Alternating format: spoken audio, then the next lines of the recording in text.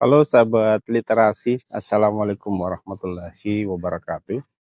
Selamat datang kembali di channel YouTube Agroliterasi. Ya, pada konten kali ini kembali kami hadir untuk memberikan informasi seputar kegiatan budidaya tanaman asollah. Ya, untuk konten kali ini kita akan membahas tentang tiga faktor utama yang mempengaruhi kesuburan daripada tanaman asollah.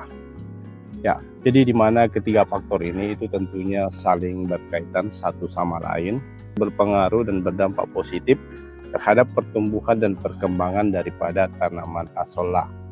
Ya, adapun faktor yang pertama faktor pertama yang mempengaruhi pertumbuhan tanaman asollah itu adalah faktor cahaya matahari di mana kita ketahui bahwa cahaya matahari merupakan salah satu aspek yang sangat berpengaruh pada kegiatan atau proses fotosintesis daripada tanaman hijau, tidak terkecuali pada tanaman asollah. Ya, jadi untuk cahaya matahari ini sangat ditentukan oleh posisi daripada media budidaya tanaman asollah atau kolam asollah yang kita budidayakan Ya, jadi di mana matahari merupakan salah satu persyaratan mutlak untuk menunjang pertumbuhan daripada tanaman asollah agar bisa maksimal. Ya, jadi seperti itu. Sekali lagi, posisi daripada kolam asollah itu sangat berpengaruh pada intensitas cahaya matahari yang mengenai tanaman asollah, sehingga berpengaruh langsung pada pertumbuhan dan perkembangan tanaman asollah. Ya, dan mungkin ada pertanyaan, apa yang terjadi apabila tanaman asollah tidak mendapatkan cahaya matahari yang cukup? Ya, jadi proses perkembangannya tetap berjalan proses perbanyakan daripada tanaman asollah tetap berjalan, namun pertumbuhannya terhambat, sehingga menyebabkan tanaman asollah menjadi kerdil diameternya tidak berkembang dengan baik. Seperti itu. Kemudian yang kedua, faktor yang berpengaruh terhadap pertumbuhan tanaman asollah itu adalah faktor kedalaman air.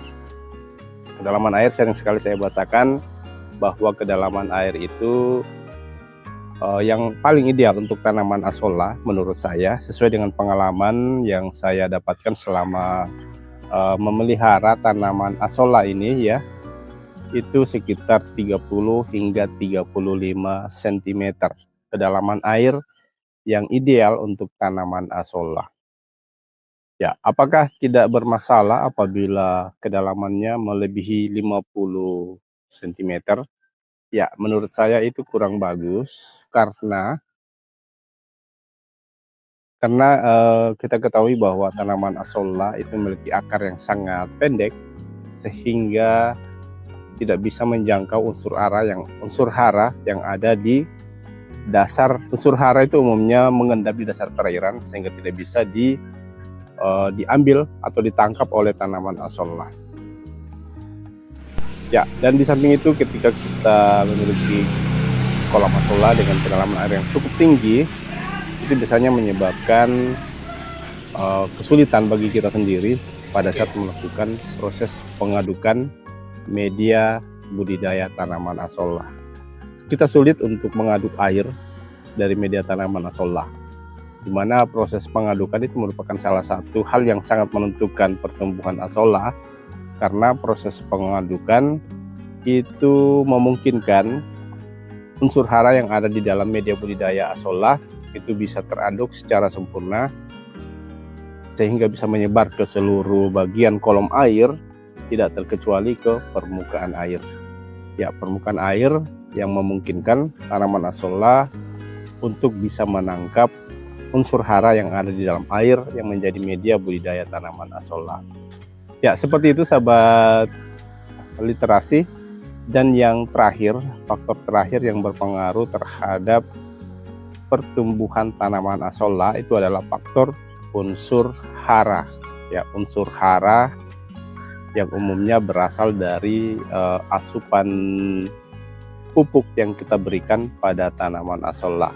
Ya, jadi saya sering bahasakan bahwa pemberian pupuk setidaknya Pemberian pupuk setidaknya itu sekali seminggu itu kita bisa lakukan agar pertumbuhan tanaman azolla lebih optimal. Di samping pemberian pupuk, seperti yang saya katakan tadi, proses pengadukan air yang menjadi media budidaya tanaman azolla itu sebaiknya kita lakukan setiap hari.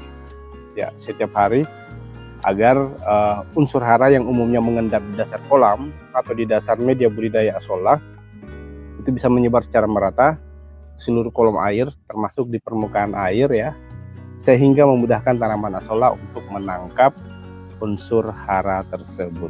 Ya, sebagaimana kita pahami bahwa unsur hara atau pupuk merupakan salah satu faktor utama yang berpengaruh terhadap pertumbuhan maupun perkembangan tanaman azolla. Ya, sahabat YouTube sekalian, sahabat literasi, jadi itu tadi tiga faktor yang sangat mempengaruhi pertumbuhan dan perkembangan tanaman azolla. Sekali lagi, yang pertama itu adalah cahaya matahari, intensitas cahaya matahari. Ya, kemudian yang kedua ada namanya faktor kedalaman air yang menjadi media budidaya azolla. Dan yang ketiga, faktor unsur hara. Ya, unsur hara ini dari mana? Unsur hara dari pupuk yang diberikan pada tanaman azolla. Ya, semoga bermanfaat dan dapat menginspirasi. Kami akhiri. Wabillahi taufiq wal hidayah. Wassalamualaikum warahmatullahi wabarakatuh.